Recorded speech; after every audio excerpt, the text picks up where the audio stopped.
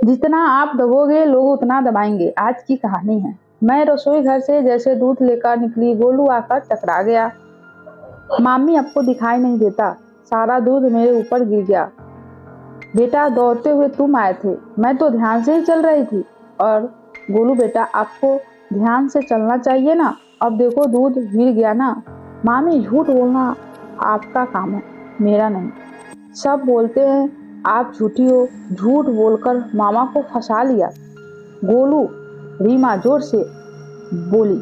आवाज सुनकर सासू माँ हाजिर हो गई। क्या हुआ, क्यों मेरे नाती पर चिल्ला रही हो? मम्मी जी, गोलू बहुत बदतमीज हो गया है, हर बात का जवाब देता है। मेरी बेटी और नाती 2-4 दिन के लिए आते हैं तो तुमसे देखा नहीं जाता? छोटे बच्चे पर ऐसे चिल्लाते हैं क्या? मम्मी जी, ये मुझे क्या बोल रहा है, आपने सुना नहीं? क्या छोटे बच्चे ऐसी बातें बोलते हैं क्या? मम्मी जी, ये सब आपके लाड प्यार का नतीजा है। अपने से बड़ों से बोलने की तमीज भूलता जा रहा है। बड़े छोटे की तमीज नहीं है। भाभी, तमीज तो आपको नहीं है। मम्मी से कैसे बात कर रही हो? दीदी, अब आप तो रहने दे, ये सब कुछ आप लोग की वजह से होता है। जो गोलू ऐसे बातें बोलता है क्या हुआ, इतना हंगामा क्यों हो रहा है? लोग नए साल आने की खुशी में पार्टी करने की तैयारियां कर रहे हैं और यहाँ हंगामा हो रहा है। राकेश ऑफिस से आते हुए बोला, ये अपनी बीवी से पूछ। अब तो इसे गोलू भी अखरने लगा है। क्या हुआ जो गोलू ने कुछ कह दिया?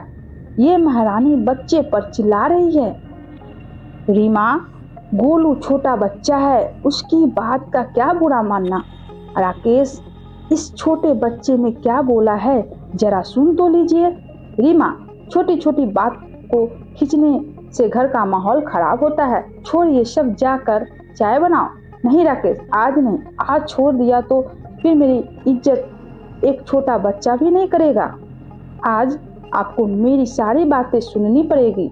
मम्मी जी मुझे जली कटी सुनाती रही, मैंने बुरा नहीं माना। निशा छोटी होकर मुझे ही 4 बातें सुना देती है, तभी मैंने चुप रही। राकेश, लव मैरिज हम दोनों की, फिर सजा मुझे ही क्यों?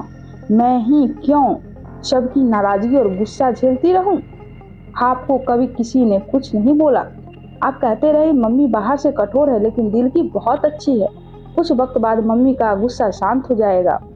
उनकी बातों को दिल से मत लगाओ। मैं भी इस उम्मीद से जीती रही कि एक दिन मम्मी जी मुझे अपनी बहू मान लेगी, पर नहीं, उनके लिए तो मैं काम करने वाली नौकरानी हूँ और उससे ज्यादा कुछ नहीं। कभी मुझे प्यार से बात नहीं करती।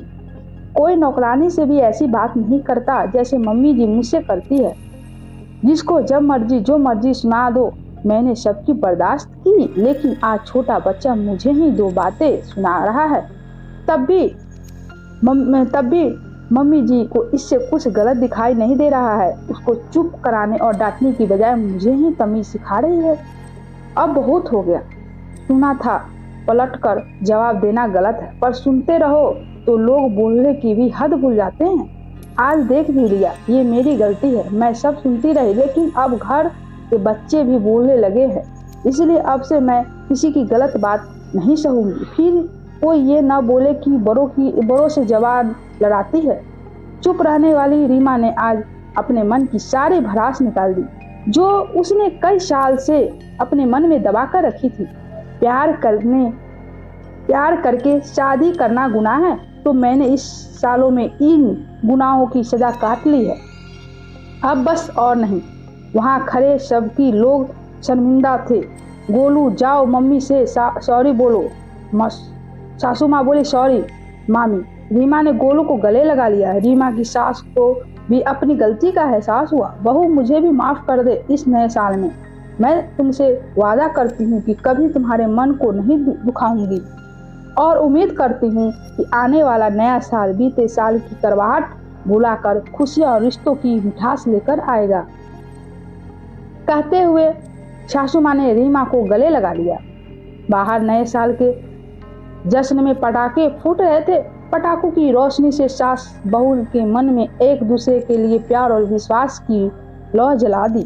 रीमा ने देखा, जब तक आप दब कर रहोगे लोग आपको दबाएंगे। इसीलिए हमेशा गलत को बर्दाश्त ना करें, हमेशा अपने हक के लिए आवाज उठाएं। हाँ, हमें बड़ों का जवाब नहीं देना चाहिए, लेकिन जहाँ आप सही हो वहाँ चुप होकर खुद को दबाओ नहीं, बल्कि सच का साथ दो। हमेशा हमें अपने आत्मसम्मान का ख्याल रखना चाहिए। अगर हम लोग की इज्जत करते हैं तो खुद भी इज्जत करवानी चाहिए।